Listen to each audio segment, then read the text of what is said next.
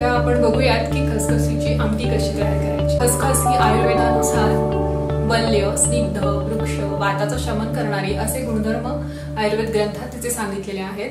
तर बल्य म्हणजे की जी बल वाढवते, स्निग्ध म्हणजे जी गुणाने स्निग्ध आहे आणि वात कमी करणारी आहे, कारण की प्रेग्नन्सी, डिलिव्हरी ह्या सगळ्या गोष्टींनंतर स्त्रीच्या शरीरामध्ये वात खूप वाढलेला असतो आणि तो कंट्रोल येणं, तो कमी होणं महत्त्वाचं असतं। तर हे काम खसखस करत असते, म्हणून खसखसीचा आहारामध्ये समावेश करणं हे खूप महत्त्वाचं आहे। आणि ट्रेडिशनली सुद्धा असं मानलं जातं की खसखस ही आईचं दूध चांगलं येण्यासाठी म्हणून मदत करते, तसंच आईची तब्येत सुद्धा चांगली ठेवते।